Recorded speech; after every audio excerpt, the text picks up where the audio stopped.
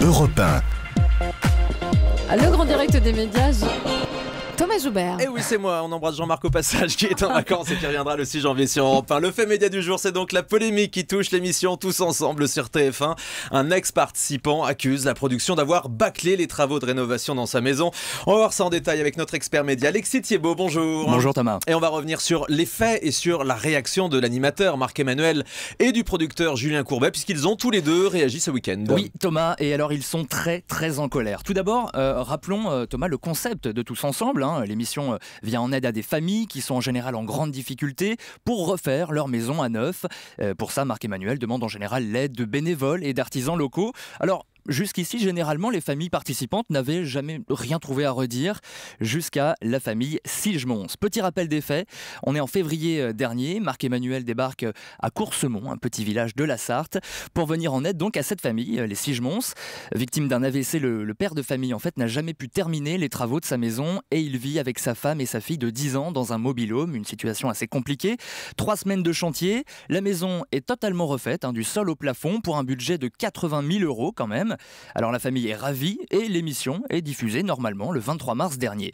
Mais 10 mois plus tard, 10 mois après le tournage, coup de théâtre, puisque le père de famille, qui, il faut quand même le signaler, Thomas, est architecte, explique dans la presse que les travaux, selon lui, ont été bâclés, que plusieurs malfaçons ont fait leur apparition. Alors, il cite par exemple la peinture qui commence à s'effriter, les tuiles du toit qui, selon lui, n'ont pas été scellées, une vitre de la véranda qui est fissurée. Il fait beaucoup quand même. Voilà, il explique que finalement la production a fait trop vite et que surtout il n'a pas les moyens financiers aujourd'hui de payer les réparations. Alors suite à ces accusations, on attendait évidemment une réaction de la part de TF1 et c'est donc Marc-Emmanuel, l'animateur de Tous Ensemble, qui a répondu lui-même aux critiques. Je trouve cela dommage et pathétique. Voilà ce qu'explique Marc-Emmanuel à nos confrères du Figaro.fr.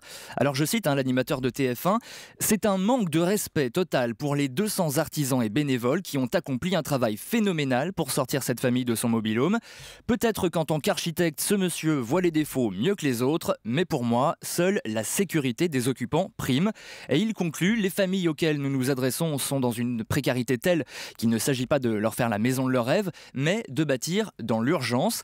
Et puis le producteur, lui aussi, est monté au créneau, le producteur de l'émission, Julien Courbet, qui est encore plus en colère. Il explique que contrairement à ce que dit le père de famille, ce n'est pas TF1 qui est allé les chercher, mais que c'est bel et bien la production qui a reçu des lettres de cette famille, dont l'une en plus écrite par leur propre fille.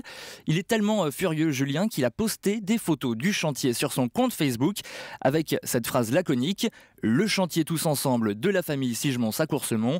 Ce n'est pas suffisant pour la famille, je vous laisse juge, Julien. C'est ça, donc avec les photos du chantier, la réponse est assez ferme quand même, on le constate. Qui a raison finalement dans cette histoire? Pas facile à dire Thomas. Alors évidemment, on va pas se mentir, TF1 ce n'est pas une association caritative, c'est une chaîne commerciale et donc elle surveille de près ses dépenses.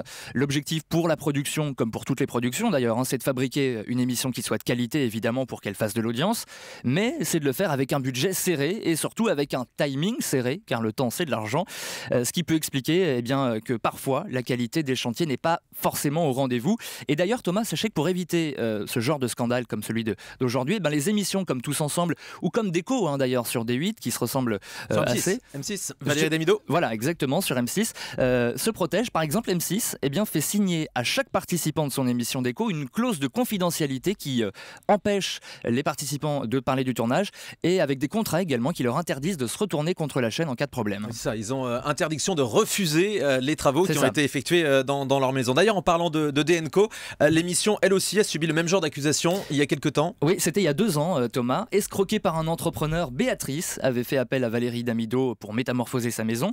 L'émission avait entre autres transformé le garage en une pièce à part entière.